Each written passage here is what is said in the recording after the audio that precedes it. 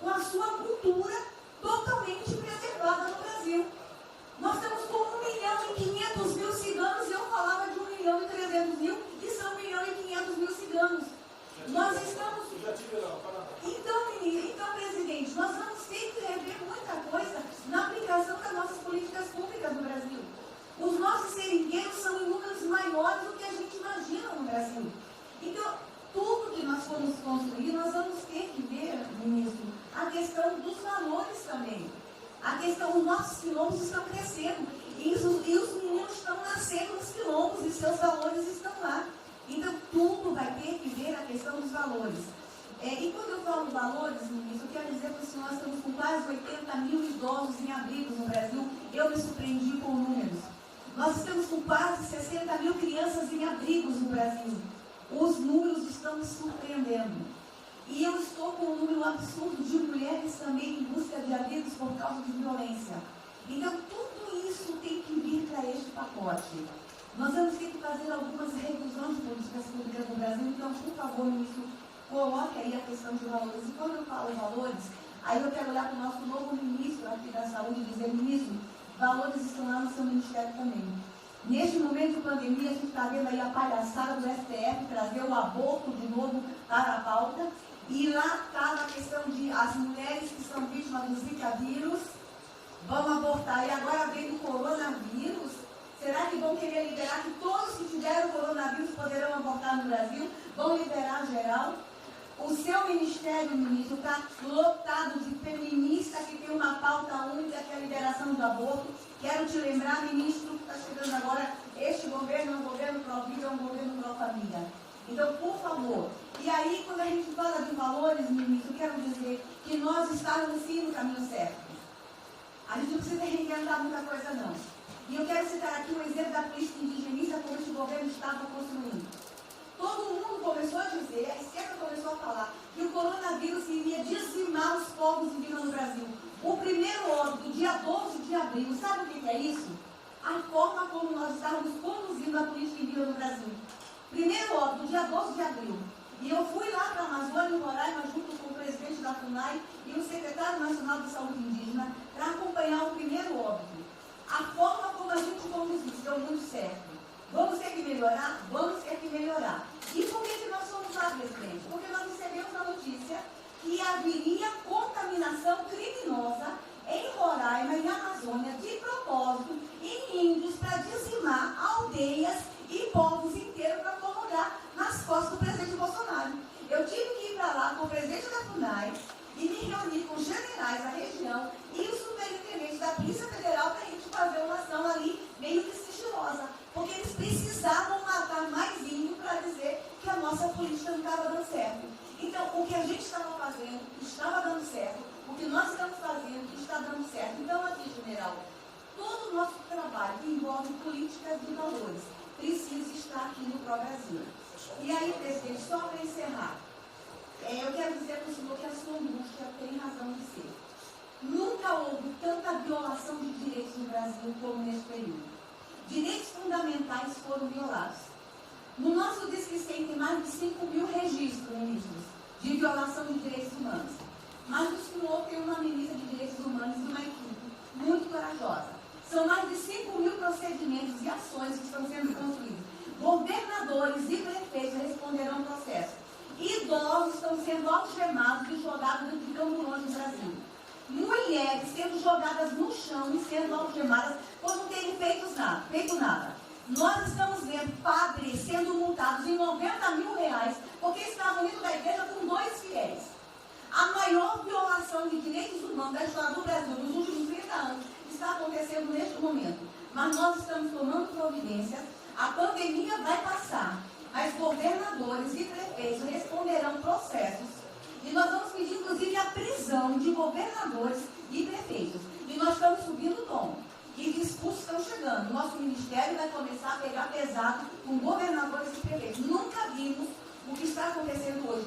Se eles falavam que nós éramos violadores de direitos, eles estão. Inclusive, o governador Wellington agora, ontem, determinou que a polícia poderá entrar nas casas. Vocês não imaginam o que ele vai fazer. Poderá entrar nas... Assinou. A polícia poderá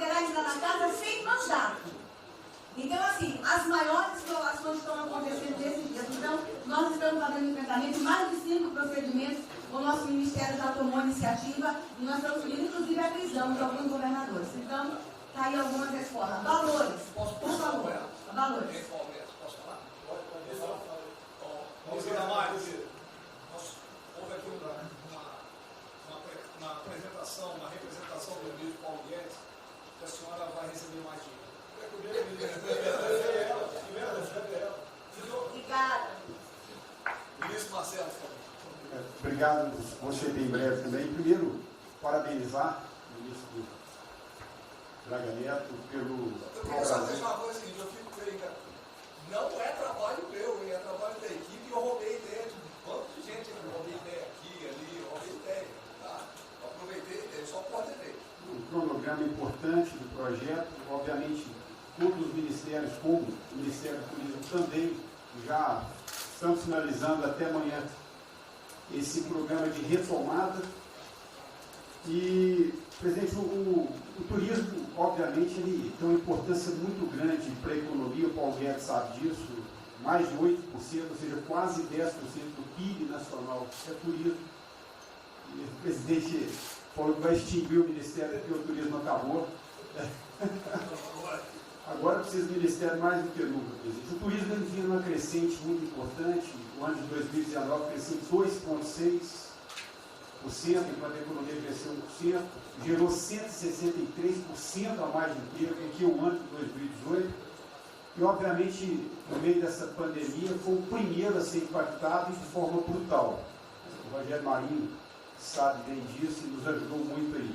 Quero aproveitar para agradecer o Paulo Guedes, a Marinho também nos ajudou muito nesse processo, de contemplar, ou seja, de ter um plano de ação que viesse evitar o desmonte do setor do turismo, porque grande parte das empresas do turismo passou do fluxo de caixa de 100 para 0 de um dia para o outro.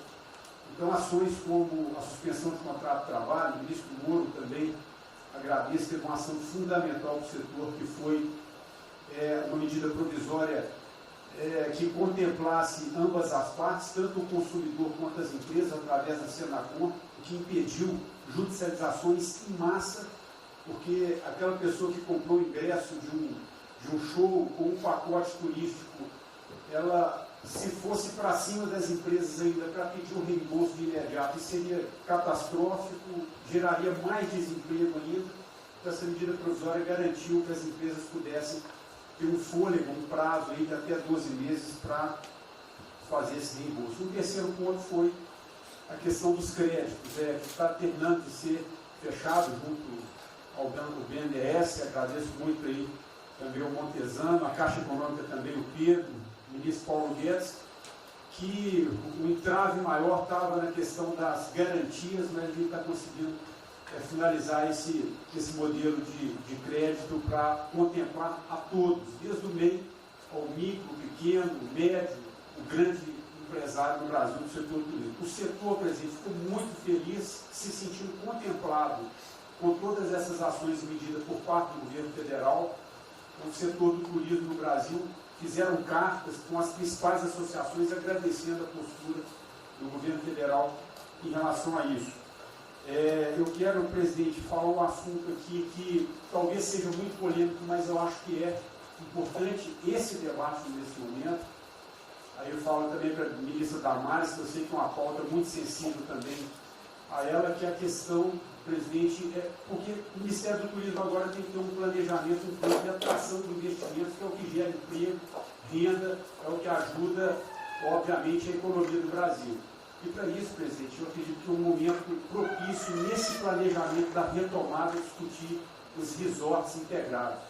Não é legalização de jogos, não é bingo, não é caça-níquel, são resorts integrados.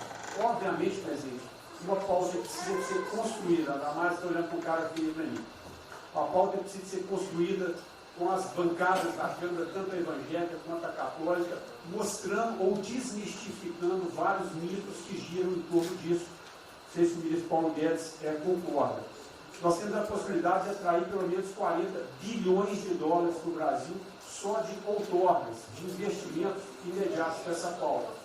Mas o que precisa ser feito, presidente, é realmente desmistificar a questão de evasão de divisas, de lavagem de dinheiro, de tráfico de drogas, e para isso eu sugeriria que nesse debate pudéssemos contar com o Ministério da Justiça, através da Polícia Federal, o Ministério Público na mesa, a Receita Federal, os órgãos de controle, mas obviamente, presidente, uma pauta que só levaremos para frente se a gente conseguir pacificar ou nos fazer entender pela bancada evangélica, pela bancada católica, para que não haja uma distorção na comunicação disso. Tem que ser um projeto muito bem feito, que eu acredito que pode ser, nesse processo da retomada, uma grande oportunidade para o Brasil atrair grandes complexos, dos quais apenas 3% são utilizados para os cassinos. E outra, isso não tem impacto diretamente nenhum na família dos trabalhadores brasileiros. Está divorciado. Não, ainda bem isso não. Eu vou ter que começar a desmistificar para dar mais aqui. Estou vendo isso. Então, presidente, não estou dizendo que a gente tem que colocar isso como um projeto de governo, obviamente, mas abrir esse debate em torno dos resorts integrados. E para finalizar, presidente, o ministro Nelson, prazer estar aqui com a sua primeira vez. A gente fez um projeto muito bem elaborado, né, dentro do comitê de operações, que visa fazer com que os hotéis possam abrigar os profissionais de saúde, e só os profissionais de saúde.